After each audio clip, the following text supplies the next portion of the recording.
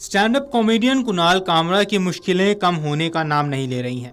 कामरा के खिलाफ खार पुलिस स्टेशन में 3 मामले दर्ज किए गए हैं। पुलिस ने 2 बार कुणाल कामरा को पूछताछ के लिए बुलाया है, लेकिन अभी तक वो पेश नहीं हुए हैं। मुंबई पुलिस के अनुसार कामरा के खिलाफ दर्ज शिकायत में से एक शिकायत जलगांव शहर के मेयर की है। खार पुलिस ने नासिक के एक होटल व्यवसायी और एक व्यापारी की शिकायत पर भी मामला दर्ज किया है। पुलिस मामले की आगे की जांच कर रही है।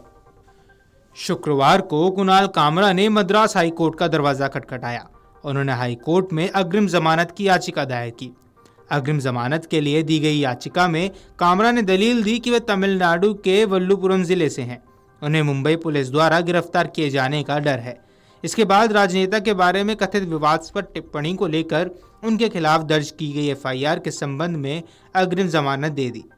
न्यायमूर्ति सुंदर मोहन ने शर्तों के साथ 7 अप्रैल तक अंतरिम अग्रिम जमानत का आदेश दिया है। कॉमेडियन ने अपने कॉमेडी शो के दौरान महाराष्ट्र के उप मुख्यमंत्री एकनाथ शिंदे का बिना नाम लिए उन पर गाने के माध्यम से तंज कसा। इसका वीडियो सोशल मीडिया पर तेजी के साथ वायरल हुआ। इससे नाराज शिवसेना समर्थकों ने कड़ी प्रतिक्रिया दी। कॉमेडियन ने जिस क्लब में ये शो किया था वहां तोड़फोड़ की। इसके बाद कामरा के खिलाफ एफआईआर भी दर्ज कराई गई। इस मामले के बाद से ही कामरा की सोशल मीडिया पर काफी आलोचना हो रही है।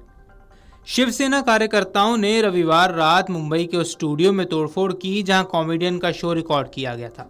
खार पुलिस ने युवा सेना के महासचिव राहुल कनाल पर बीएनएस और महाराष्ट्र पुलिस अधिनियम की अलग अलग धाराओं के तहत मामला दर्ज किया है। उन्होंने 20 शिवसेना कार्यकर्ताओं को भी हिरासत में ले लिया।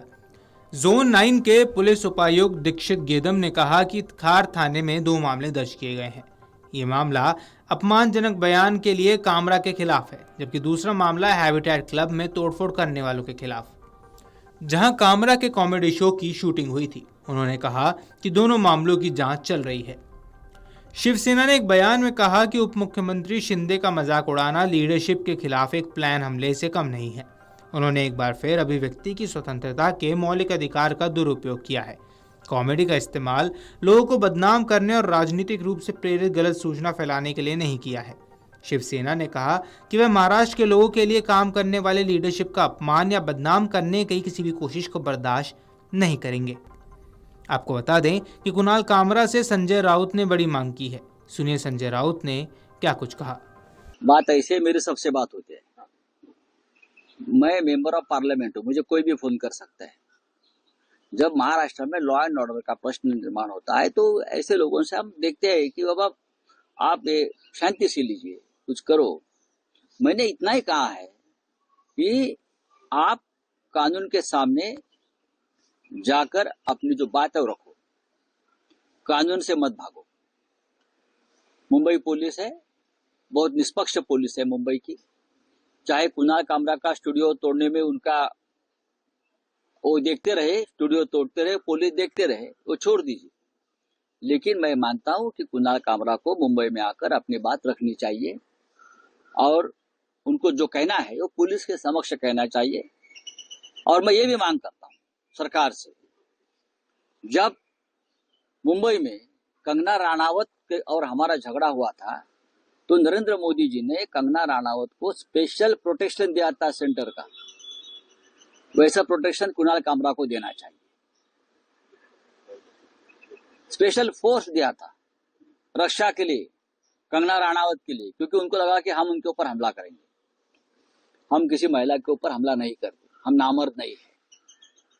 तो उस प्रकार का प्रोटेक्शन और सुरक्षा व्यवस्था कुणाल कामरा को भी देनी चाहिए। कुणाल कामरा का टेररिस्ट है, कुणाल कामरा अलकायदा का मेंबर है, हुर्रियत का मेंबर है, कौन है, हिजबुल का मेंबर है। कुणाल कामरा एक देश का नागरिक है, मुंबई में रहता है, मुंबई का नागरिक है। कुणाल कामरा एक कलाकार है, एक लेखक है, कवि है, एक स्टैंड अप कॉमेडियन है जाने माना। तो उनसे बात करना गुनाह है क्या? ठीक है, उनकी बात किसी को अच्छी नहीं लगी है, एकनाथ शिंदे के लोगों को अच्छी नहीं लगी है, वो उनकी बात है, वो उनको जवाब दे सकते हैं। लेकिन भारतीय जनता पार्टी के बहुत से साथी हैं जो मुझे पसंद नहीं करते, लेकिन जब सामने आते हैं तो हम बात करते हैं। हमारे पुराने दोस्त है, ये देश है, संविधान में मुझे अधिकार दिया है ना। पोएट्री बहुत ही अच्छी लिखी थी जैसे कुणाल कामरा ने पोएट्री लिखी, भाषा भाषा का फर्क होता है।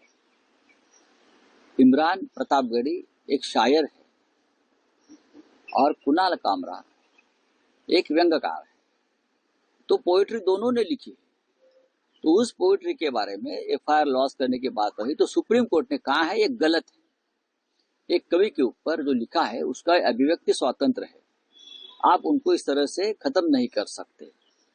एक व्यंग है, एक कवि जो लिखता है उससे सरकार को इतना अस्वस्थ होने का कारण नहीं है।